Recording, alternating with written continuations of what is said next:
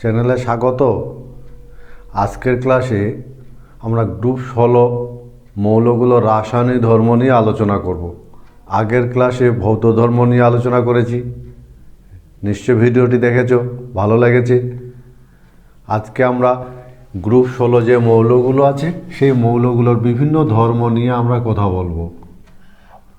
রাসায়নিক ধর্মগুলো oxygen, sulphur, selenium, tellurium, polonium, এই যে মৌলগুলো, এই মৌলগুলির আমরা বিভিন্ন রাসায়নিক ধর্ম নিয়ে আলোচনা করব। তো প্রথমে একটা সাধারণ ধারণা যদি আমরা দেখি, তাহলে আমরা দেখব যে উপর থেকে নিচে নামলে কিন্তু গ্রুপ 16 মৌলগুলোর রাসায়নিক সক্রিয়তা হ্রাস পায়।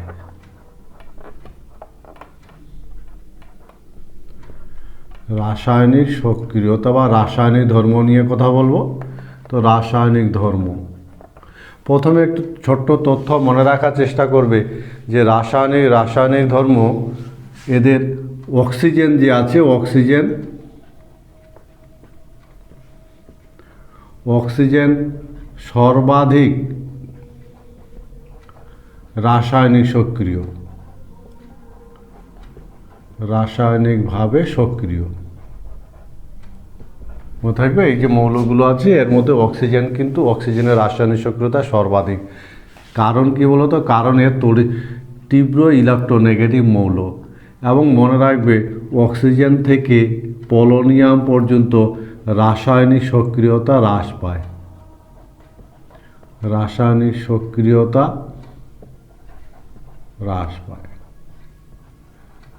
এই হলো ছোট্ট একটা স্টেটমেন্ট।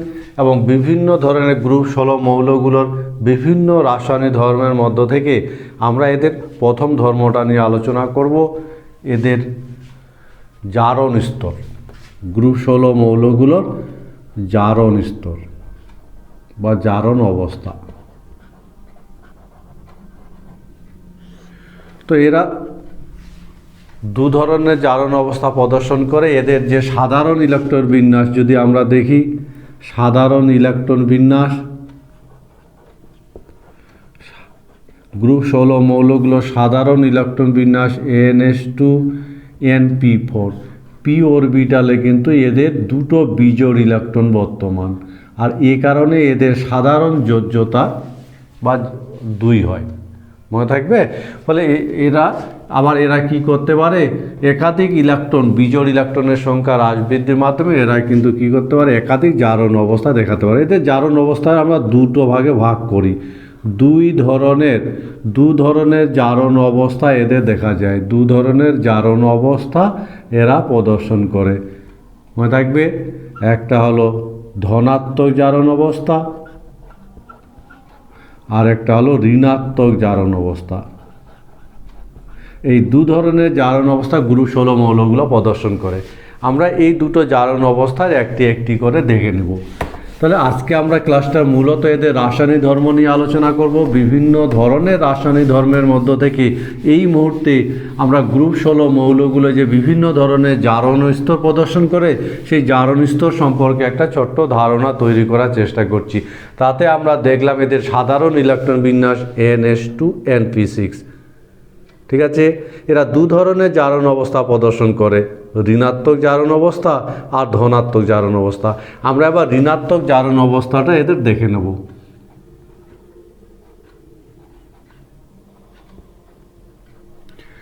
ঋণাত্মক জারণ অবস্থা। তো এই যে মৌলগুলো আছে 16 মৌল, এই 16 শ্রেণীর মৌলগুলোর মধ্যে অক্সিজেন, এই কিন্তু -2 অক্সিজেন। কি বলতো? অক্সিজেনের ক্ষেত্রে আমরা যদি দেখি তাহলে দেখব অক্সিজেনের আকার ছোট, আর অক্সিজেনের তড়িৎ ঋণাত্মকতা কিন্তু উচ্চ। তাই কিনা বলো? তাহলে অক্সিজেনের আকার ছোট আর অক্সিজেনের তড়িৎ ঋণাত্মকতা উচ্চ। এই দুটো কারণের জন্য কি করে? এ কি করে? দুটি ইলেকট্রন গ্রহণ করে O2 আয়ন উৎপন্ন করতে পারে। বোঝা গেছে? সহজে কিন্তু দুটি ইলেকট্রন গ্রহণ করে O2 মাইনাস আয়ন উৎপন্ন করতে পারে। আর এ কারণে কি দেখা যায়, ধাতব যে অক্সাইডগুলো আছে সে সমস্ত ধাতব অক্সাইডে অক্সিজেন কি করে -2 জারণ অবস্থা প্রদর্শন করে, অক্সিজেন -2 জারণ অবস্থা দেখায়। মনে থাকবে।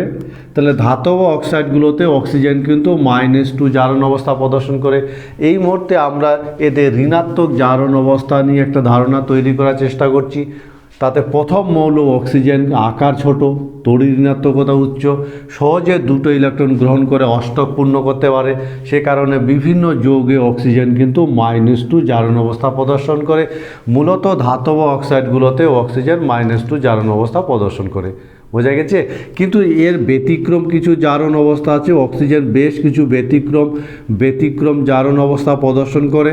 যেমন O2F2তে অক্সিজেনের জারণ সংখ্যা যদি আমরা দেখি তাহলে দেখব +1। যেমন OF2তে অক্সিজেনের জারণ সংখ্যা +2। যেমন সুপার অক্সাইডে অক্সিজেনের জারণ সংখ্যা -1। এই যৌগগুলোতে কিন্তু অক্সিজেন ব্যতিক্রম জারণ অবস্থা প্রদর্শন করে। মনে থাকবে। বাকি সদস্য দিয়ে যদি ঋণাত্মক জারণ অবস্থার কথা বিবেচনা করা হয় তাহলে বাকি সদস্যগুলোর ক্ষেত্রে কিন্তু আমরা কি দেখব, যে উপর থেকে নিচে আমরা যদি দেখি বাকি যারা থাকলো সালফার থেকে সেলেনিয়াম বা টেলুরিয়াম পর্যন্ত বা পোলোনিয়াম পর্যন্ত, সালফার থেকে পোলোনিয়াম পর্যন্ত এদের -2 জারণ স্তর দেখানোর প্রবণতা কম। কেন কম? কারণ কি বলতো? কারণ এদের তড়িৎ ঋণাত্মকতা হ্রাস পায়, ফলে এরা -2 জারণ অবস্থায় কিন্তু তৈরি করতে চায় না বা -2 আয়ন তৈরি করতে চায় না। ধনাত্মক জারণ অবস্থা, গ্রুপ 16 মৌলগুলো ধনাত্মক জারণ অবস্থা প্রদর্শন করে। তো আমরা ধনাত্মক জারণ অবস্থাটা একটু দেখে নেব। কিন্তু তার আগে তোমরা বলতে পারবে যে পোলোনিয়ামের ঋণাত্মক জারণ অবস্থা আছে না নেই? আমরা ধনাত্মক জারণ অবস্থার ক্ষেত্রে যদি আমরা দেখি তাহলে দেখব একমাত্র O2F2 ছাড়া অক্সিজেন পজিটিভ জারণ অবস্থা দেখায় না। বোঝা গেছে। অক্সিজেন যে প্রথম মৌল, এর কিন্তু ধনাত্মক জারণ অবস্থা সম্পন্ন কোনো যৌগ আমাদের জানা নেই এই দুটো যৌগ ছাড়া। মনে থাকবে, একমাত্র এই দুটো যৌগতেই অক্সিজেন ধনাত্মক জারণ অবস্থা দেখায়। কেন দেখাতে পারে না বলো তো? কেন অক্সিজেন দেখাতে পারে না? কারণ হিসাবে আমরা মনে রাখব অক্সিজেনের আকার ছোট। মনে থাকবে, অক্সিজেনের তড়িৎ ঋণাত্মকতা উচ্চ আর অক্সিজেনের ডি অরবিটাল নেই। এজন্য এ কি করতে পারে না? অষ্টক সম্প্রসারণ করতে পারে না, সম্প্রসারণ ঘটাতে পারে না। এ কারণে অক্সিজেন কিন্তু ধনাত্মক জারণ অবস্থা দেখাতে পারে না। বাকি যে সদস্যগুলো আছে অন্যান্যরা কি করে? অন্যান্য যে সদস্য অন্যান্যরা কিন্তু কি করে? +2 +4 +6 জারণ অবস্থা দেখায়। সবগুলো জারণ অবস্থা এরা দেখাতে পারে, জারণ অবস্থা দেখায় বাকি সালফার থেকে পোলোনিয়াম পর্যন্ত। বোঝা গেছে। তাহলে অন্যান্যরা কি করে? অন্যান্যরা এই জারণ অবস্থা কেন দেখাতে পারে? কারণ কি বলতো? কারণ এদের কি থাকে? এদের ডি অরবিটাল বর্তমান থাকে। বোঝা গেছে। তাহলে নিশ্চয়ই বোঝা গেল অক্সিজেন O2F2 ছাড়া আর কোনো যৌগ নেই যেখানে পজিটিভ জারণ স্তর দেখাতে পারে। কারণ এর আকার ছোট, তড়িৎ ঋণাত্মকতা উচ্চ, ডি অরবিটাল নেই। এ কারণে এর অষ্টক সম্প্রসারণ ঘটাতে পারে না। কিন্তু বাকি মৌলগুলোর ডি অরবিটাল থাকায় অষ্টক সম্প্রসারণ ঘটাতে পারে এবং এরা +2 +4 +6 ইত্যাদি জারণ অবস্থা দেখাতে পারে। বোঝা গেছে? তবে বাকিদের এই যে প্লাস্টিক জারণ স্তরের, মনে রাখবে প্লাস্টিক জারণ স্তর দেখাবার প্রবণতা উপর থেকে নিচে কিন্তু হ্রাস পায়। বোঝা গেছে? কি তথ্যটা মনে রাখার চেষ্টা করবে, প্লাস্টিক জারণ স্তরের স্থিতিশীলতা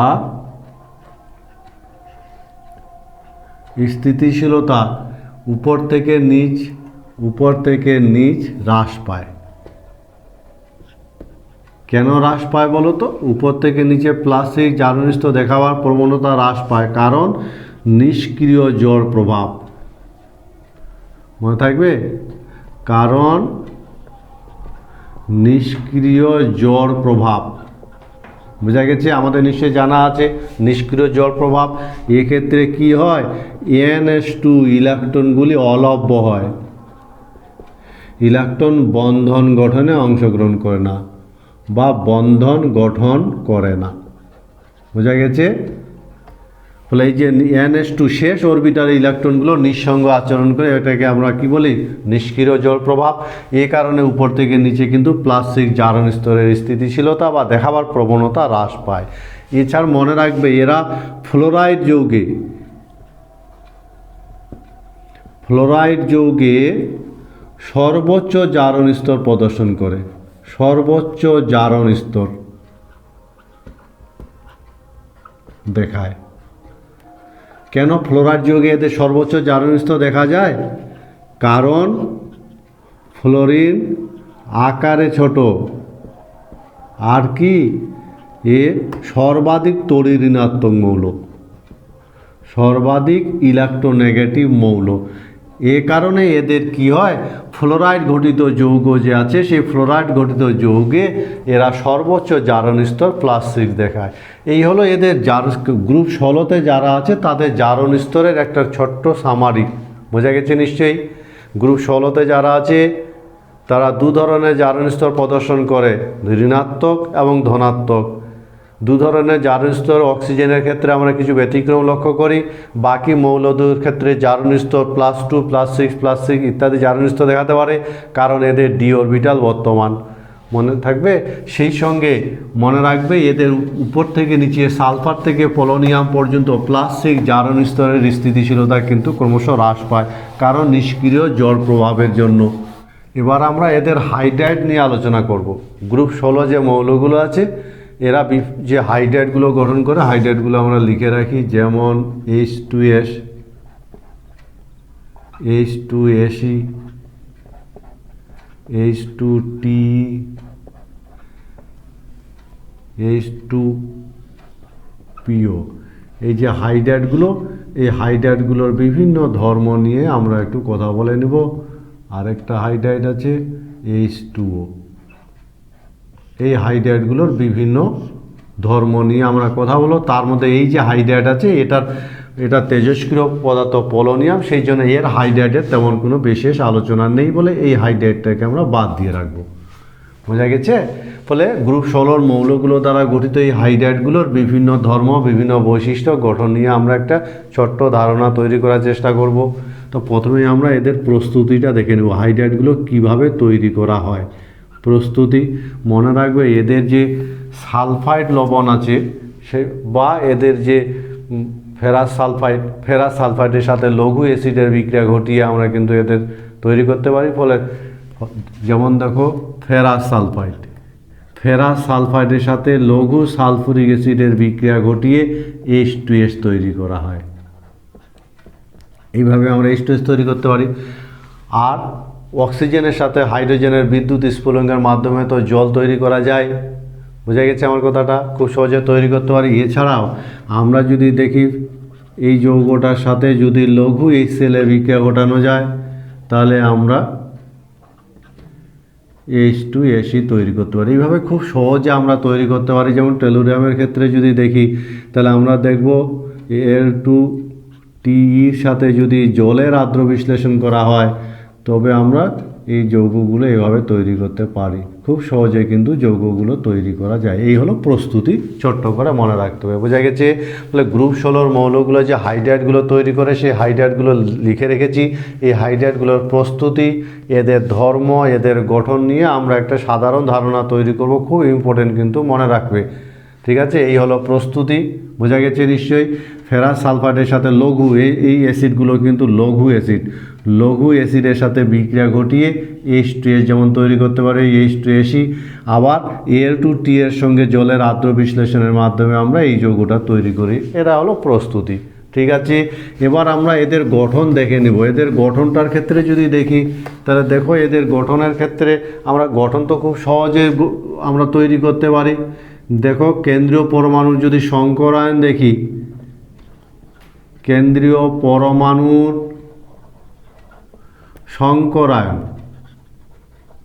সংকরায়ন আমরা খুব সহজে নির্ণয় করতে পারি। অক্সিজেনের বা সালফারের যাই বলো বাইরে কক্ষে ইলেকট্রন সংখ্যা 6, তার সাথে হাইড্রোজেন যুক্ত আছে 2, তাহলে 6 2 8, 8কে 2 দিয়ে ভাগ করলে 4। এই সংখ্যাটা যদি 4, যেটা আমরা পেলাম H এর মান, হাইব্রিডাইজেশন নাম্বার, এই সংখ্যাটা যদি 4 হয় তাহলে সংকরায়ন হয় sp3। এবার নিঃসঙ্গ ইলেকট্রন জোড়ের সংখ্যা, লন পেয়ার নিঃসঙ্গ ইলেকট্রন জোড়ের সংখ্যা কত হবে বলো তো? যে সংখ্যাটা 4 পেয়েছিলাম, সেই 4 থেকে হাইড্রোজেনের সংখ্যাটা বাদ দিলে 2, নিঃসঙ্গ ইলেকট্রন জোড়ের সংখ্যা 2। এবার নিঃসঙ্গ ইলেকট্রন জোড় সংখ্যা 2 থাকার জন্য যে গঠনটা, সেই গঠনটায় কিন্তু যদি নিঃসঙ্গ ইলেকট্রন জোড় 0 হতো তাহলে গঠন হলো চতুস্থলক, কিন্তু যেহেতু নিঃসঙ্গ ইলেকট্রন জোড়ের সংখ্যা 2, ফলে গঠনটা হবে কৌণিক গঠন হবে। ফলে এদের যে কোনো একটা যদি আমরা জলের গঠনটাকেই দেখি, তাহলে জলের গঠন হবে কিন্তু এরকম কৌণিক গঠন হবে, আর 2 জোড়া নিঃসঙ্গ ইলেকট্রন জোড় আছে। এই হলো হাইড্রাইডগুলির গঠন। বোঝা গেছে? এক্ষেত্রে যদি বন্ধন কোণের কথা আমরা বিবেচনা করি, বন্ধন কোণের মান তো মনে রাখবে, বন্ধন কোণের মান এই জল থেকে কিন্তু কি H2T পর্যন্ত বন্ধন কোণের মান হ্রাস পায়। মনে থাকবে? উপর থেকে নিচে নামলে বন্ধন কোণের মান হ্রাস পায়। কেন হ্রাস পায় বলো তো? বন্ধন কোণের মান হ্রাস পাওয়ার কারণ কি? কারণ হিসাবে আমরা কিন্তু যে কারণটা মনে রাখবো, সেই কারণটা এরকম: কেন্দ্রীয় পরমাণুর আকার ক্রমশ, কেন্দ্রীয় পরমাণুর আকার উপর থেকে নিচে নামলে কেন্দ্রীয় পরমাণুর আকার কি হয় বলো তো? অক্সিজেন থেকে টেলোরিয়াম বৃদ্ধি পায় না, পায় না? উপর থেকে নিচে নামলে কেন্দ্রীয় পরমাণুর আকার বৃদ্ধি পায়, সেই সঙ্গে কি হয়? তড়িৎ ঋণাত্মকতা হ্রাস পায়, তাই কিনা বলো? এর ফলে বন্ধন ইলেকট্রন জোড় দূরবর্তী হয়, কেন্দ্রীয় পরমাণু থেকে দূরবর্তী হয়, এবং এদের মধ্যে কি হয়? ইলেকট্রন বিকর্ষণ হ্রাস পায়, আর এ কারণে বন্ধন কোণ হ্রাস পায়। এই ছোট্ট হলো কারণ। তাহলে যত উপর থেকে নিচে নামি তত কিন্তু বন্ধন কোণের মান হ্রাস পায়, এবং হ্রাস পাওয়ার কারণ হলো কেন্দ্রীয় পরমাণু আকার বাড়তে থাকে, তড়িৎ ঋণাত্মকতা কমতে থাকে, ফলে বন্ধন ইলেকট্রন জোড় কেন্দ্রীয় পরমাণু থেকে দূরবর্তী হয়, ফলে বন্ধন ইলেকট্রন জোড়ের মধ্যে দূরত্ব বৃদ্ধি পাওয়ায় বিকর্ষণ হ্রাস পায়, আর বিকর্ষণ হ্রাস পাওয়ায় বন্ধন কোণ হ্রাস পায়। ফলে বন্ধন কোণের যে ক্রম, সেই বন্ধন কোণের ক্রমটা কি হবে বলো তো? বন্ধন কোণের ক্রম সব থেকে কম হবে যেটা, সেটা হলো T, তারপরে H2SE, তারপরে H2S, তারপরে H2O। এইভাবে বন্ধন কোণের ট্রেনটা হয়। বোঝা গেছে? এবার এদের যে গঠনের পরে এদের আমরা বিভিন্ন ধর্মগুলো নিয়ে একটু ধারণা তৈরি করার চেষ্টা করব। যেমন H2O, ভৌত ধর্মের কথা যদি বলা হয়, H2O বর্ণহীন গন্ধহীন তরল, বাকিগুলো কিন্তু বর্ণহীন গন্ধযুক্ত বিষাক্ত। মনে থাকবে? ভৌত অবস্থার কথা বললাম। H2ওটা আমরা জানি, জল তো সবাই জানি, জল বর্ণহীন, তাই কিনা বলো? বর্ণহীন, এটা গন্ধহীন তরল, বাকিগুলো কিন্তু বর্ণহীন গন্ধযুক্ত বিষাক্ত। এদের আমরা বিভিন্ন ধর্মগুলো নিয়ে কথা বলবো। যেমন এদের স্ফুটনাঙ্ক নিয়ে যদি আমরা বলি, এদের স্ফুটনাঙ্কের ট্রেনটা কীরকম? স্ফুটনাঙ্ক, ঠিক আছে? তো এদের স্ফুটনাঙ্কের ট্রেনটা আমরা বলবো, এই ট্রেনটা কীরকম, এই কথা বোঝা গেছে তো? কীরকম স্ফুটনাঙ্কের ট্রেন্ড যদি আমরা দেখি, তাহলে দেখব H2S থেকে H2TE বৃদ্ধি পায় স্ফুটনাঙ্ক। কেন বলো তো, কেন বৃদ্ধি পাবে? তার আগে তোমরা বলতে পারবে এই যে হাইড্রাইডগুলো আছে, এই হাইড্রাইডগুলো যে কেন্দ্রীয় পরমাণু সংকরায়ন কি হয়? তো দেখো এর কেন বৃদ্ধি পায় H2S থেকে H2T, এতে কেন বলো তো কেন বৃদ্ধি পাবে স্ফুটনাঙ্ক? কারণ যত উপর থেকে নিচে নামা হয় তত ভ্যান ডার ওয়ালস আকর্ষণ বল বাড়তে থাকে। ভ্যান ডার ওয়ালস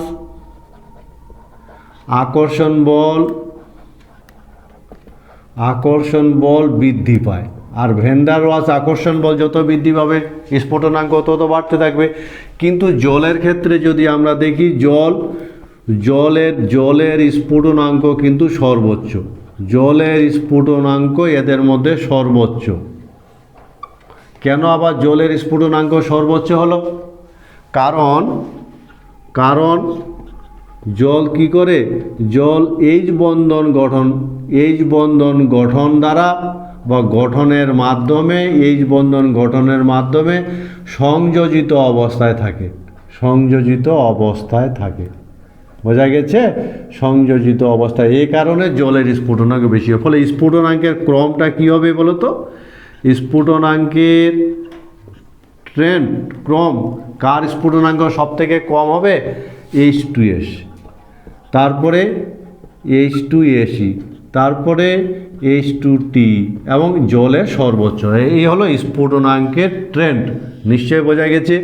তাহলে গ্রুপ 16 মৌলগুলো যে হাইড্রাইডগুলো তৈরি করে, সেই হাইড্রাইডগুলোর এই হলো ছোট্ট একটা ধারণা। আমরা যদি এর পরে ধর্ম নিয়ে কথা বলি, এদের আম্লিক ধর্ম নিয়ে যদি কথা বলি, বলতো আম্লিক ধর্ম কীরকম হবে? এই যে গ্রুপ 16 যে হাইড্রাইডগুলো আছে, এদের আম্লিক ধর্মের ট্রেন্ড কীরকম হওয়া উচিত? আম্লিক ধর্ম, তাতে আমরা যদি দেখি তাহলে উপর থেকে নিচে যত অগ্রসর হব, আম্লিক ধর্ম কিন্তু তত কি হবে? হ্রাস পাবে না বৃদ্ধি পাবে আম্লিক ধর্মের ট্রেন্ডটা? তো মনে রাখবে আম্লিক ধর্মের ট্রেন্ড জল থেকে H2T পর্যন্ত বৃদ্ধি পায়। কেন আম্লিক ধর্ম বৃদ্ধি পায়? কারণ হিসাবে কি বলা যাবে? কারণ যত জল থেকে যত নিচের দিকে অগ্রসর হওয়া যায় তত কেন্দ্রীয় পরমাণুর আকার বাড়তে থাকে, অর্থাৎ EH বন্ধন দৈর্ঘ্য বৃদ্ধি পাবে কিনা বলো? কেন্দ্রীয় পরমাণুর আকার বাড়তে থাকে, তাহলে বন্ধন দৈর্ঘ্য বৃদ্ধি পাবে। আর বন্ধন দৈর্ঘ্য বৃদ্ধি পাওয়ার ফলে কি হয়? বন্ধন বিয়োজন শক্তি হ্রাস পায়। বন্ধন বিয়োজন শক্তি হ্রাস পাবে। বন্ধন বিয়োজন শক্তি হ্রাস পেলে কি হবে? প্রোটন উৎপন্ন হওয়ার প্রবণতা তত বাড়বে, উৎপন্ন হওয়ার প্রবণতা বৃদ্ধি পায়।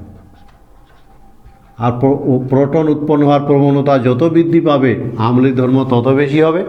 ফলে জল থেকে যত নিচের দিকে নামবো তত কিন্তু কি হবে?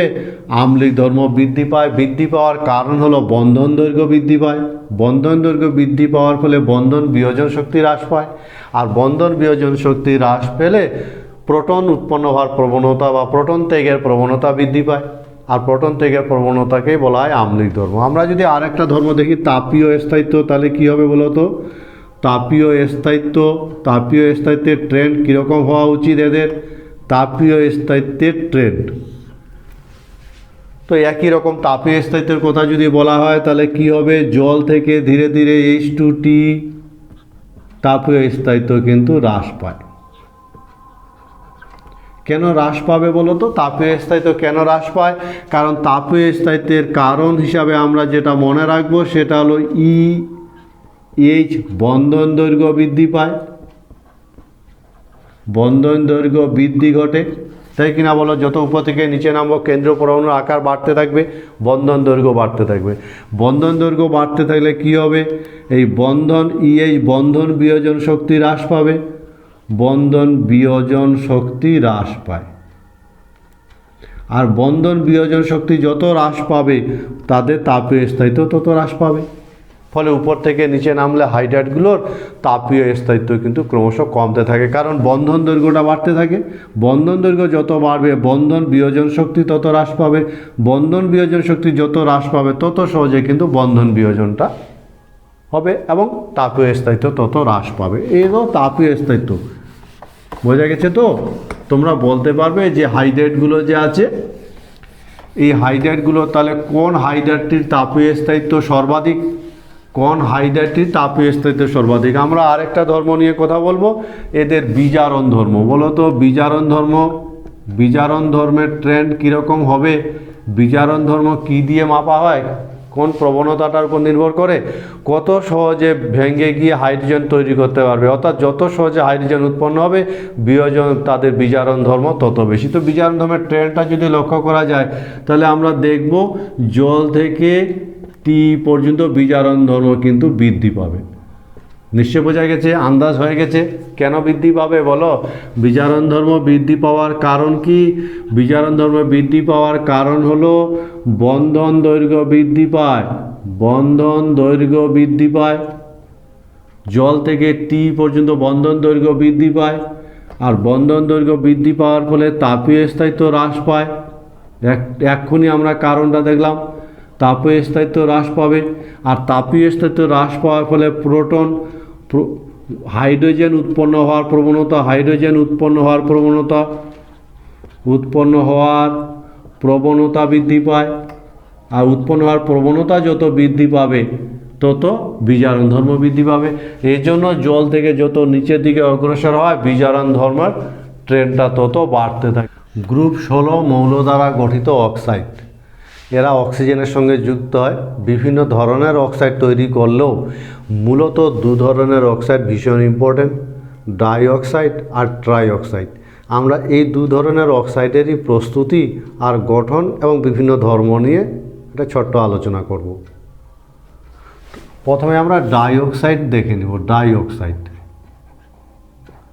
Die oxide. তো এই ডাই অক্সাইডগুলো যদি আমরা প্রস্তুতি দেখি, ডাই অক্সাইডের প্রস্তুতি, গ্রুপ 16 মৌল দ্বারা গঠিত ডাই অক্সাইডের প্রস্তুতি, তাহলে দেখব মৌলগুলোকে বাতাসে যদি পোড়ানো যায়, মৌলগুলিকে বায়ুতে পুড়িয়ে এই অক্সাইডগুলো পাওয়া যায়, পুড়িয়ে তৈরি করা হয়। যেমন সালফারকে যদি বায়ুতে পুড়ানো যায় তাহলে সালফার ডাইঅক্সাইড তৈরি হয়। যেমন সেলেনিয়ামকে যদি বাতাসে পুড়ানো যায় তাহলে সেলেনিয়াম ডাইঅক্সাইড তৈরি হয়। এভাবে আমরা খুব সহজে কিন্তু গ্রুপ 16 মৌল দ্বারা গঠিত যে ডাইঅক্সাইড, সেই ডাইঅক্সাইডগুলোকে আমরা তৈরি করতে পারি। এই হলো প্রস্তুতি। বোঝা গেছে নিশ্চয়ই। আমরা এবার এদের গঠনটা যদি দেখে নিই, গঠন, তাহলে মনে রাখবে এদের গঠন কিন্তু এই ডাইঅক্সাইডগুলো যে আছে, ডাইঅক্সাইডের গঠন কিন্তু বিভিন্ন রকমের হয়। বিভিন্ন ডাইঅক্সাইডের গঠন বিভিন্ন রকমের হয়। সেজন্য আমরা কি করব, আলাদা আলাদা করে গঠনগুলো একটু মনে রাখার চেষ্টা করব। যেমন সালফার ডাইঅক্সাইডের গঠন, আমরা সালফার ডাইঅক্সাইডের গঠনটা একটু দেখে নেব। তো প্রথমে দেখো তো, সালফার ডাইঅক্সাইডে যদি আমরা কেন্দ্রীয় পরমাণু সংকরায়ন বের করার চেষ্টা করি তাহলে সংকরায়ন কী হবে বলো তো? সালফারের বাইরে কক্ষে ইলেকট্রন সংখ্যা 6, তার সাথে একযোজি কোনো পরমাণু যুক্ত নেই, ক্যাটায়ন এনায়ন নেই, তাহলে 6কে 2 দিয়ে ভাগ করলে 3 যদি হয় তাহলে সংকরায়ন হবে sp2। এবং নিঃসঙ্গ ইলেকট্রন জোড়ের সংখ্যা যদি আমরা দেখি, নিঃসঙ্গ ইলেকট্রন জোড়ের সংখ্যা যদি দেখি তাহলে 3 থেকে 2 যদি বাদ দেওয়া যায় তাহলে 1। ফলে এদের গঠন যেটা হবে, সালফার ডাইঅক্সাইডের গঠন, সেই গঠনটা কিন্তু কৌণিক হবে। বোঝা গেছে? এবং সেই গঠনটা যদি আমরা দেখি তাহলে সালফার ডাইঅক্সাইডে এই গঠন হবে কৌণিক। এই এক জোড়া নিঃসঙ্গ ইলেকট্রন জোড়া আছে, গঠনটা হলো কৌণিক। ঠিক আছে? এবং এই সালফার ডাইঅক্সাইডের ক্ষেত্রে গঠন কৌণিক হওয়ার ফলে, গঠন কৌণিক হয়, এক্ষেত্রে মনে রাখবে, কিছু তথ্য মনে রাখার চেষ্টা করবে যে গঠন কৌণিক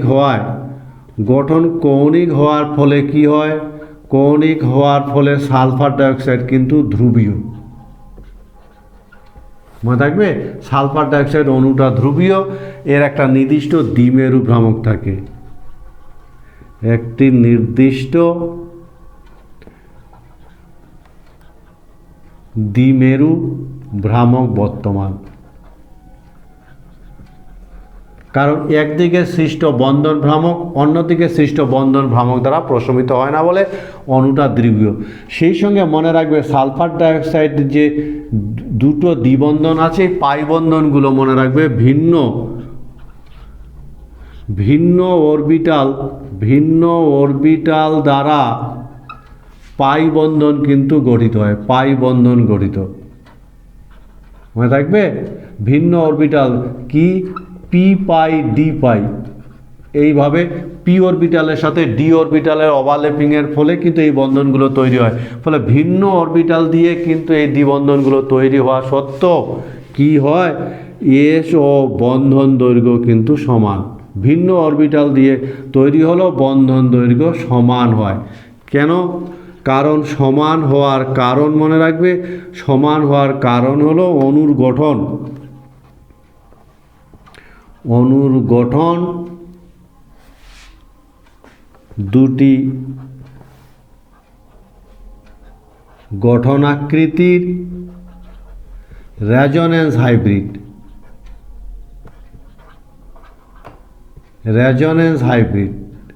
বোঝা গেছে নিশ্চয়ই। দুটি গঠনাকৃতি রেজোন্যান্স হাইব্রিড হওয়ায় এর যদিও পাই বন্ধনগুলো ভিন্ন ভিন্ন অরবিটাল দ্বারা তৈরি হয়, তবুও বন্ধন দৈর্ঘ্যগুলো কিন্তু সমান হয়। এই হলো সালফার ডাইঅক্সাইডের গঠন। অণুটা ধ্রুবীয়, কৌণিক আকার, সংকরায়ন sp2, এই তথ্যগুলো কিন্তু মনে রাখার চেষ্টা করবে। আমরা যদি সেলিনিয়াম ডাইঅক্সাইডের গঠন দেখি, তাহলে সেলিনিয়াম ডাইঅক্সাইডের গঠন সালফার ডাইঅক্সাইডের মতো গঠনযুক্ত। সেলিনিয়াম ডাইঅক্সাইডের গঠন সালফার ডাইঅক্সাইডের মতন। এবার আমরা অক্সাইডগুলো একটু ধর্ম দেখে নেব। তাহলে সালফার ডাইঅক্সাইডের গঠনটা মনে থাকবে নিশ্চয়ই।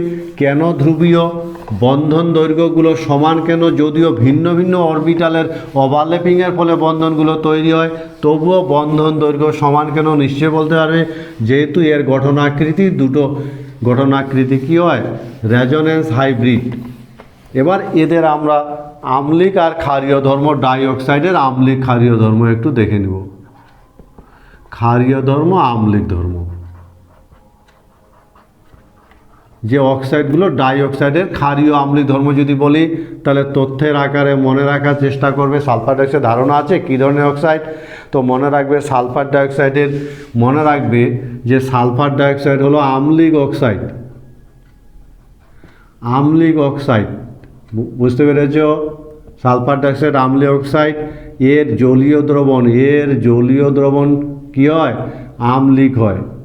এর জলীয় দ্রবণ আম্লিক, এবং নীল লিটমাস কী করে, নীল লিটমাস লাল হয়। এবং এ কী করে, জলের সঙ্গে বিক্রিয়ায়, সালফার ডাইঅক্সাইড জলের সঙ্গে বিক্রিয়ায় সালফুরাস অ্যাসিড তৈরি করে, সালফুরাস অ্যাসিড গঠন করে। মনে থাকবে, সালফার ডাইঅক্সাইড জলের সঙ্গে বিক্রিয়া করে সালফুরাস অ্যাসিড তৈরি করে। কিন্তু এই সালফুরাস অ্যাসিড একমাত্র জলীয় দ্রবণে এর অস্তিত্ব আছে।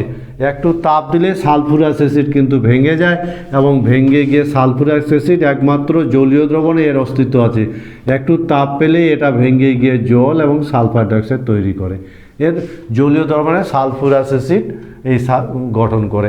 অন্যদিকে আমরা যদি সেলেনিয়াম দেখি, সেলেনিয়াম জলের সঙ্গে বিক্রিয়া করে, জলের সঙ্গে বিক্রিয়ায় সেলেনিয়াস অ্যাসিড তৈরি করে, H2SiO3, সেলেনিয়াস অক্সাইড তৈরি করে জলের সঙ্গে বিক্রিয়া। বোঝা গেছে, সেলেনিয়াম জলের সঙ্গে বিক্রিয়া করে H2SO3 তৈরি করে। ঠিক আছে, বোঝা গেছে তো। সেক্ষেত্রে মনে হয় সেলেনিয়াম পর টেলুরিয়াম কিন্তু জলে অদ্রাব্য। মনে থাকবে, এ ক্ষারের সঙ্গে বিক্রিয়া করে। টেলুরিয়াম আবার ক্ষারের সঙ্গে বিক্রিয়া করে, টেলুরাইড তৈরি করে, টেলুরাইড গঠন করে। আর শেষ যে মৌল পোলোনিয়াম, মনে রাখবে পোলোনিয়াম ডাইঅক্সাইড একটা উভধর্মী অক্সাইড, এটা বোঝা গেছে। এবং এদের আম্লিক ধর্ম মনে রাখবে, এদের যে মৌলগুলোর যে অক্সাইড, ডাইঅক্সাইডগুলোর আম্লিক ধর্ম উপর থেকে নিচে কী হয়, উপর থেকে নিচে, এদের যে আম্লিক ধর্ম উপর থেকে নিচ, আম্লিক ধর্ম হ্রাস পায়। এই হলো আম্লিক বা ক্ষারীয় ধর্মের ছোট্ট একটা ধারণা। গ্রুপ 16 মৌলগুলো দ্বারা গঠিত যে ডাইঅক্সাইড, সেই ডাইঅক্সাইডের আম্লিক বা ক্ষারীয় ধর্ম সালফার ডাইঅক্সাইড আম্লিক অক্সাইড। জলীয় দ্রবণ নীল লিটমাসকে লাল করে জলের সঙ্গে বিক্রিয়া করে সালফুরাস অ্যাসিড তৈরি করে, যার কেবলমাত্র দ্রবণে অস্তিত্ব বজায় থাকে। সেলিনিয়াম জলের সঙ্গে বিক্রিয়া করে সেলিনাস অ্যাসিড তৈরি করে। টেলুরিয়াম জলে অদ্রাব্য ক্ষারের সঙ্গে বিক্রিয়া করে টেলুরাইড তৈরি করে, এবং এই অক্সাইডগুলোর আম্লিক ধর্ম উপর থেকে নিচে ক্রমশ হ্রাস পায়। আমরা যদি এদের একটু জারণ বিজারণ ধর্ম, ডাই অক্সাইডগুলোর জারণ বিজারণ ধর্ম ধারণা তৈরি করতে চাই, তাহলে কি দাঁড়াবে? যে অক্সাইডগুলো আমরা পেলাম সেই অক্সাইডগুলোর জারণ ধর্ম, তো মনে রাখবে সালফার ডাইঅক্সাইড মূলত কি, আমরা এবার জারণ ধর্ম নিয়ে একটা ধারণা তৈরি করার চেষ্টা করব। জারণ বিজারণ ধর্ম মনে রাখবে সালফার ডাইঅক্সাইড মূলত বিজারক। কেন বলো তো? সালফার ডাইঅক্সাইড মূলত বিজারক হিসেবে কাজ করে। কেন? কারণ সালফার +4 অপেক্ষা +6 জারণ অবস্থা বেশি স্থিতিশীল। বোঝা গেছে নিশ্চয়ই? তাহলে এবার বেশি স্থিতিশীল, আর এই বেশি স্থিতিশীল হওয়ার জন্যই কিন্তু সালফার সবসময় +4 থেকে +6 নিজে জারিত হয়, অন্যকে বিজারিত করে।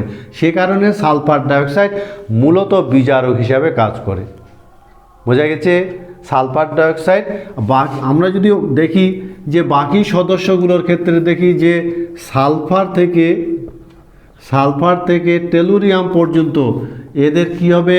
টেলুরিয়াম পর্যন্ত যদি দেখি তাহলে +6 জারণ স্তরের স্থিতিশীলতা হ্রাস পায়। হ্রাস পাওয়ার কারণ আমরা আগেই পড়েছি। বলতে পারবে কেউ কেন হ্রাস পায়? কারণ নিষ্ক্রিয় জড় প্রভাব।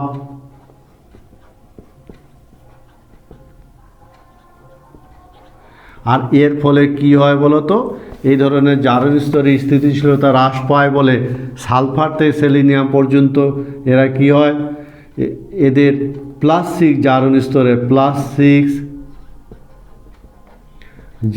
স্তরে বা এদের যে বিজারণ ধর্ম উপর থেকে নিচে বিজারণ ধর্ম ধীরে ধীরে হ্রাস পায়।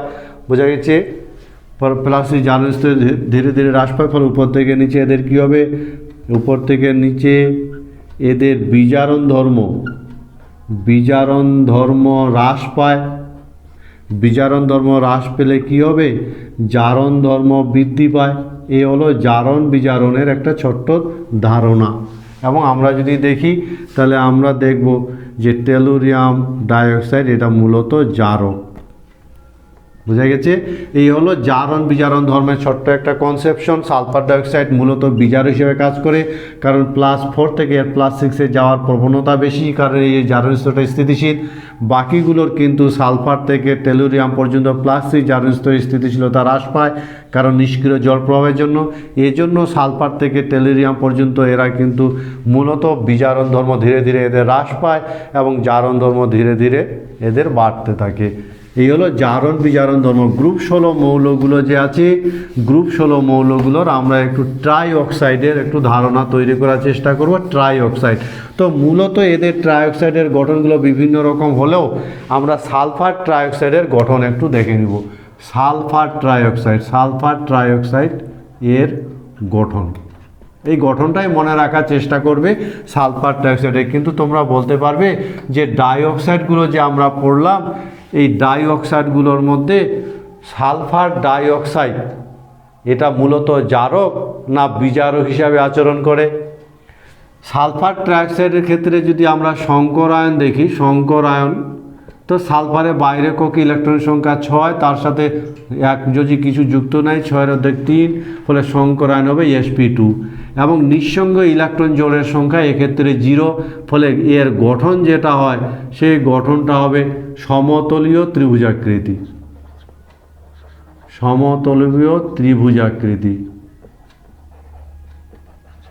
ঠিক আছে? ফলে গঠনটা হবে এরকম। এই হলো সালফার ট্রাইঅক্সাইডের গঠন, সমতলীয় ত্রিভুজাকৃতি। বোঝা গেছে? এক্ষেত্রে তথ্য মনে রাখার চেষ্টা করবে যে এসও বন্ধন কিন্তু ভিন্ন অরবিটাল দিয়ে তৈরি, ভিন্ন অরবিটাল দ্বারা গঠিত। মনে থাকবে, ভিন্ন অরবিটাল কি দিয়ে? পি পাই ডি পাই দিয়ে গঠিত, ভিন্ন ভিন্ন অরবিটাল দিয়ে তৈরি। তা সত্ত্বেও কিন্তু বন্ধন দৈর্ঘ্য সমান, বন্ধন দৈর্ঘ্যগুলো সমান হয়। কেন সমান হয়?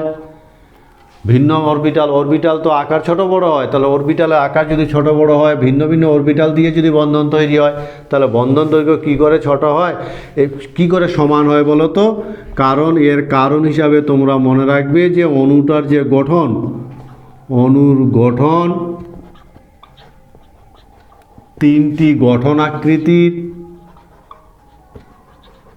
রেজোনেন্স হাইব্রিড হয়, আর এ কারণে প্রত্যেকটা বন্ধন দৈর্ঘ্য সমান হয়। মনে থাকবে? এবং এক্ষেত্রে অণুটা কিন্তু অধ্রুবীয়, সালফার ট্রাইঅক্সাইড অণু অধ্রুবীয় হওয়ার কারণ বলতে পারবে কেন অধ্রুবীয়? কারণ দুটি এসো বন্ধন ভ্রামকের লব্ধিমান, তৃতীয় যে বন্ধনটা আছে,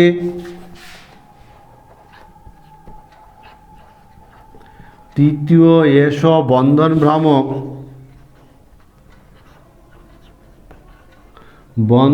ভ্রামক দ্বারা প্রশমিত হয়,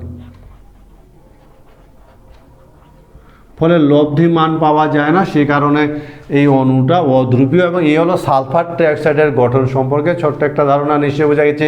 সংকরায়ন sp2 নিঃসঙ্গ ইলেকট্রন জোড় নেই, গঠন সমতুল্য ত্রিভুজাকৃতি, আদর্শ গঠন হয় ভিএসপিআর তত্ত্ব অনুযায়ী। এক্ষেত্রে ভিন্ন ভিন্ন অরবিটাল দ্বারা বন্ধনগুলো গঠিত হলো, বন্ধন দৈর্ঘ্যগুলো সমান, কারণ এই গঠনটা আসলে তিনটি গঠনাকৃতি রেজোনেন্স হাইব্রিড, এবং অণুটা অধ্রুবীয়, কারণ এক্ষেত্রে কোনো বন্ধন ভ্রামকের লব্ধিমান পাওয়া যায় না। বোঝা গেছে?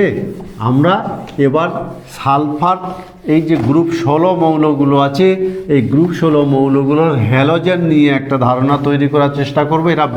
এরা মূলত ডাইহ্যালাইড, ট্রাইহ্যালাইড, টেট্রাহ্যালাইড এবং হেক্সাহ্যালাইড তৈরি করে থাকে। প্রথমে আমরা ছোট্ট করে ডাইহ্যালাইড নিয়ে তৈরি করব। এদের ডাইহ্যালাইড,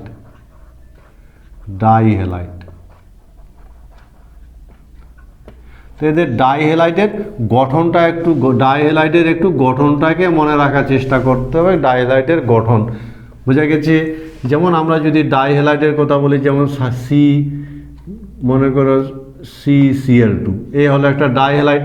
তো সালফারের বাইরের কক্ষে ইলেকট্রন সংখ্যা 6, তার সাথে ক্লোরিন যুক্ত আছে 2, ফলে 6 দিয়ে 8, 8-এর অর্ধেক 4 যদি হয় তাহলে সংকরায়ন কী হবে? sp3। আর নিঃসঙ্গ ইলেকট্রন জোড়ের সংখ্যা Lp, লন পেয়ার, নিঃসঙ্গ ইলেকট্রন জোড়ের সংখ্যা কত হবে? 4 থেকে 2 বাদ দিব, নিঃসঙ্গ ইলেকট্রন জোড়ের সংখ্যা 2। এবং নিঃসঙ্গ ইলেকট্রন জোড়ের সংখ্যা 2 যদি না হতো, 0 হতো, তাহলে চতুস্থলক গঠন হতো। নিঃসঙ্গ ইলেকট্রন জোড় থাকার ফলে গঠনটা হয়ে গেল এদের কৌণিক।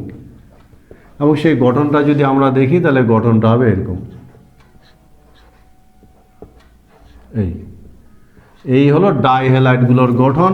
এক্ষেত্রে মনে রাখবে যে সেলিনিয়ামের যে ডাইহ্যালাইড, সেলিনিয়াম ডাইহ্যালাইড গঠন করে না। ডাইহ্যালাইডের স্থিতিশীলতা খুব কম, স্থিতিশীলতা প্রায় নেই।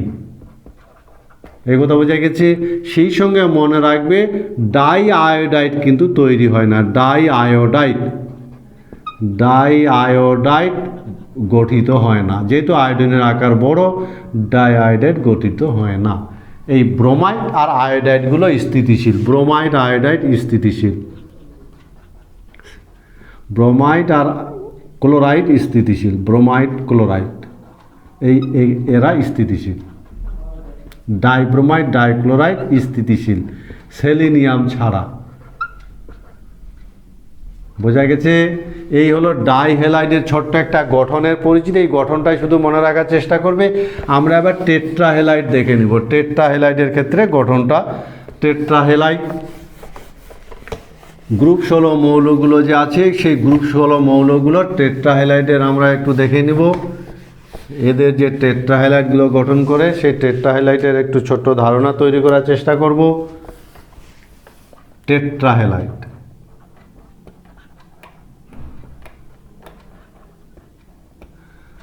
তো মূলত এদের টেট্রাহেলাইড যেমন sulphur tetrafluoride, selenium tetrafluoride, tellurium টেট্রাফ্লোরাইডের কথা যদি বলা হয়, এই ধরনের এরা টেট্রাফ্লোরাইড টেট্রাহেলাইড তৈরি করে।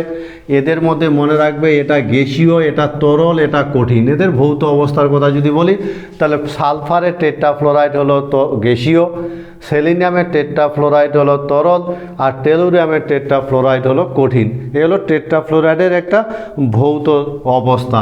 আমরা যদি এদের গঠনটার কথা বিবেচনা করি, গঠনটা দেখার চেষ্টা করি, তাহলে আমরা যদি সালফার টেট্রাফ্লোরাইডের কথাই যদি বিবেচনা করি তাহলে বলো তো এখান থেকে সংকরায়ন বের করা যাবে কি না? তো সংকরায়নের কথা যদি বলি, কেন্দ্রীয় পরমাণু সংকরায়ন, তাহলে কি হবে? সালফারে বাইরের কক্ষে 6, তার সাথে চার্জ যুক্ত আছে 10, 10-এর অর্ধেক 5, হাইব্রিডাইজেশন নম্বর যেটাকে বলা হয় 5 হলে সংকরায়ন হবে sp3d। এবং নিঃসঙ্গ ইলেকট্রন জোড়ের সংখ্যা লন পেয়ার যদি বের করি 5 থেকে 4 বিয়োগ 1। এবং এক্ষেত্রে যে তাদের গঠনটা, যদি নিঃসঙ্গ ইলেকট্রন জোড়ের সংখ্যা 0 হতো তাহলে গঠন হতো ত্রিভুজাকৃতি দ্বিপিরামিড। কিন্তু নিঃসঙ্গ ইলেকট্রন জোড় থাকার জন্য ত্রিভুজাকৃতি দ্বিপিরামিড গঠনটা আর থাকবে না, গঠনের বিকৃতি ঘটবে এবং গঠনটা হবে বিকৃত চতুস্তলক। বিকৃত চতুস্তলক। এবং বিকৃত চতুস্তলকের গঠনটা দেখো, বিকৃত চতুস্তলকের গঠনটাকে আমরা এভাবে আঁকাতে পারি।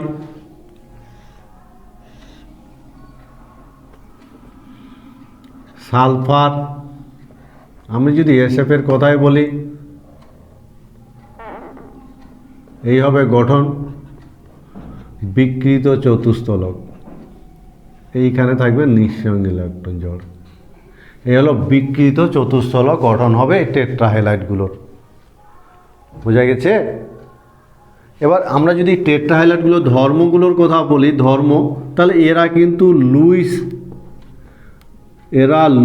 ক্ষার হিসাবে আচরণ করে। টেট্রাহেলাইডগুলো লুইস ক্ষার হিসাবে আচরণ করে। কেন লুইস ক্ষার হিসাবে আচরণ করে? কারণ এদের নিঃসঙ্গ ইলেকট্রন জোড় বর্তমান থাকে। নিঃসঙ্গ ইলেকট্রন জোড় বর্তমান।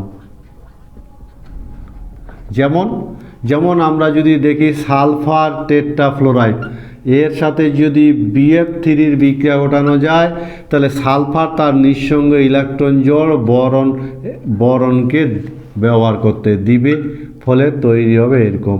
এই যে অসমযোজী বন্ধন দ্বারা বোঝাচ্ছে যে বরণের বাইরের কক্ষে দুটো ইলেকট্রন সালফার ব্যবহার দিয়েছে। এই হলো বোঝা গেছে?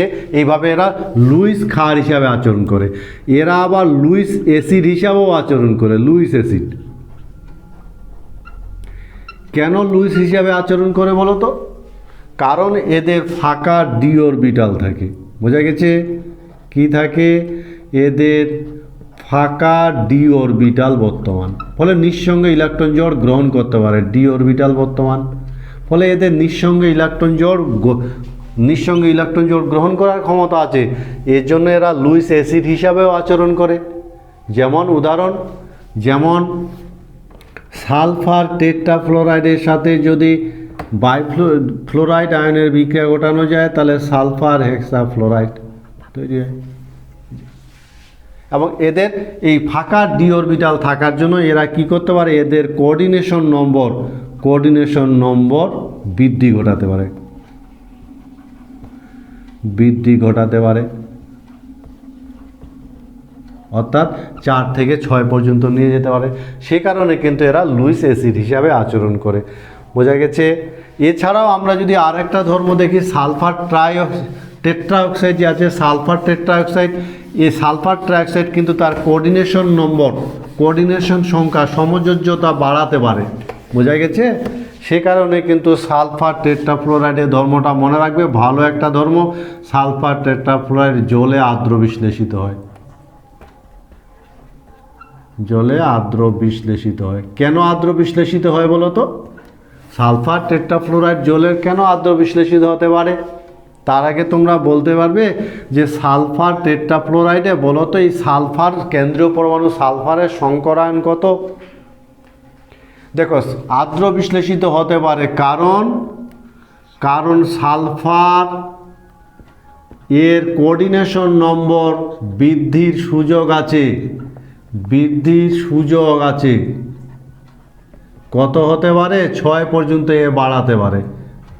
সে কারণে সালফার জলে আর্দ্র বিশ্লেষিত হয়।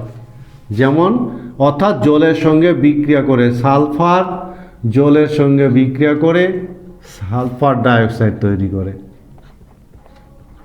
এই জলের সঙ্গে বিক্রিয়া করতে পারার কারণ হলো এর কোঅর্ডিনেশন নম্বর কিন্তু বাড়াতে পারে। মনে থাকবে কথাটা। এই হলো টেট্রাহ্যালাইডের একটা ছোট্ট ধারণা, এবং টেট্রাহ্যালাইডের ধারণাটা মনে রাখার চেষ্টা করবে। আমরা এবার এদের একটু হেক্সাহ্যালাইড নিয়ে কথা বলবো। এরা হেক্সাহ্যালাইডও তৈরি করে, তবে হেক্সাহ্যালাইড শুধু ফ্লোরিনে তৈরি করতে পারে, অন্যান্যগুলো তৈরি করতে পারে না, কারণ অন্যান্যগুলোর আকার খুব বড়। হেক্সাহ্যালাইড মনে থাকবে।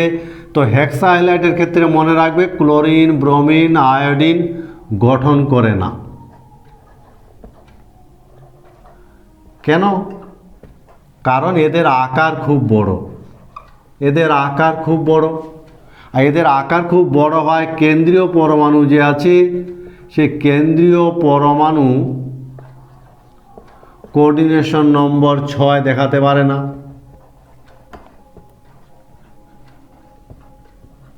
সিএন এটার ফুল ফর্ম হলো কোঅর্ডিনেশন নম্বর। যেহেতু এরা আকারে খুব বড়, সেই জন্য এদের কিন্তু কোঅর্ডিনেশন নম্বর বাড়াতে পারে না। বোঝা গেছে? সাধারণত ফ্লোরাইড এই হেক্সাহ্যালাইড কিন্তু তৈরি করতে পারে। আমরা সেই ফ্লোরাইডের এই একটু গঠনটা দেখে নিব। উদাহরণ হিসাবে যদি আমরা বলি সালফার হেক্সাফ্লোরাইডের একটু গঠনটা দেখে নিই, তো বলো তো নিজেরাই এবার বলতে পারবে সংকরায়ন কি হবে। সালফারের বাইরে কক্ষে 6, তার সাথে ছোটা ফ্লোরিন যুক্ত আছে 12 অর্ধেক 6, ফলে এই নাম্বারটা যদি 6 হয় তাহলে সংকরায়ন হয় sp3d2। এবং নিঃসঙ্গ ইলেকট্রন জোড়ের সংখ্যা, লন পেয়ারের সংখ্যা 6 থেকে 6 বাদ দিলে 0, অর্থাৎ নিঃসঙ্গ ইলেকট্রন জোড় নেই। আর যখন নিঃসঙ্গ ইলেকট্রন জোড় থাকবে না তখন গঠন কিন্তু আদর্শ হবে। ফলে ভিএসপিআর তত্ত্ব অনুযায়ী যে গঠন, সেই গঠন হবে অষ্টতলীয়। ঠিক আছে? এবং অষ্টতলীয় গঠনটা আমরা একটু দেখে নিব। অষ্টতলীয় গঠনটা ঠিক কীরকম? এই হলো অষ্টতলীয় গঠন।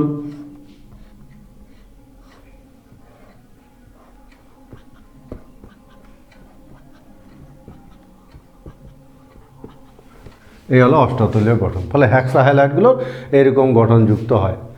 বোঝা গেছে? এবার সালফার হেক্সাফ্লোরাইডে যদি আমরা একটু 2-1টা ধর্ম দেখে নেওয়ার চেষ্টা করি। সালফার হেক্সাফ্লোরাইড জলে আর্দ্র বিশ্লেষিত হয় না। কেন হয় না বলতে পারবে? আর্দ্র বিশ্লেষিত হয় না কেন? কারণ কোঅর্ডিনেশন নম্বর বৃদ্ধির সুযোগ নেই।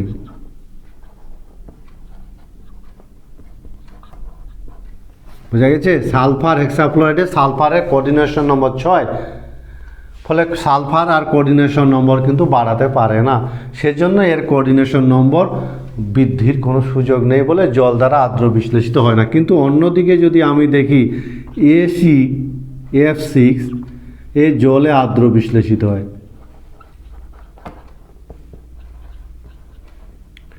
আর্দ্র বিশ্লেষিত হয়। কেন আর্দ্র বিশ্লেষিত হতে পারে বলো তো? কারণ এর কোঅর্ডিনেশন নম্বর বৃদ্ধির সুযোগ আছে।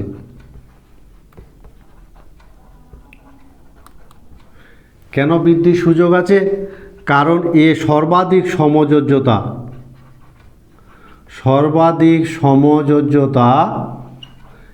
8 দেখাতে পারে। বুঝতে পেরেছ?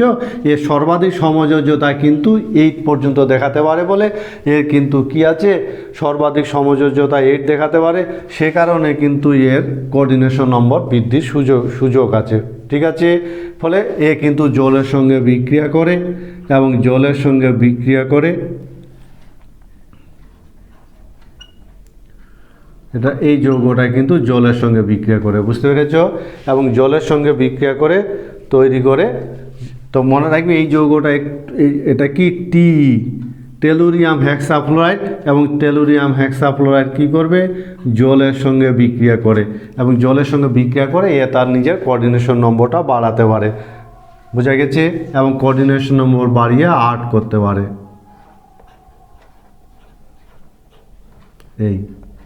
এই হলো সালফার হেক্সাফ্লোরাইড জলে আর্দ্র বিশ্লেষিত হয় না, কারণ নিজের কোঅর্ডিনেশন নম্বর বাড়াবার আর সুযোগ নেই, এর সর্বোচ্চ কোঅর্ডিনেশন নম্বর। কিন্তু টেলুরিয়াম হেক্সাফ্লোরাইড নিজের কোঅর্ডিনেশন নম্বর বৃদ্ধি ঘটিয়ে 8 করতে পারে বলে জলে আর্দ্র বিশ্লেষিত হয়। এবং সালফার হেক্সাফ্লোরাইডগুলোর যে আমরা দেখলাম তার গঠনটা অষ্টতলীয় এবং সংকরায়ন sp3d2। তোমরা বলতে পারবে এই যে হেক্সাফ্লোরাইডগুলো আমরা দেখলাম, সেই হেক্সাফ্লোরাইড সালফার হেক্সাফ্লোরাইডে সালফারের কোঅর্ডিনেশন নম্বর কত? এই হলো আজকের আলোচনা। গ্রুপ 16 যে মৌলগুলো, সেই মৌলগুলো বেশ কিছু রাসায়নিক ধর্ম বহন করে। মূলত আমরা 3-4টা ভাগে রাসায়নিক ধর্মগুলো ভাগ করে পড়লাম। প্রথম ধনাত্মক ঋণাত্মক জারণ স্তরের আলোচনা। দ্বিতীয় ক্ষেত্রে আমরা যেটা দেখলাম, এদের হাইড্রাইডগুলোর বিভিন্ন ধর্ম, প্রস্তুতি, গঠন খুব ইম্পর্টেন্ট।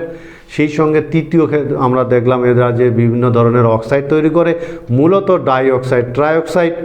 সেই সঙ্গে আমরা দেখলাম এরা যে বিভিন্ন ধরনের হ্যালাইড তৈরি করে, ডাইহ্যালাইড, টেট্রাহ্যালাইড, হেক্সাহ্যালাইড।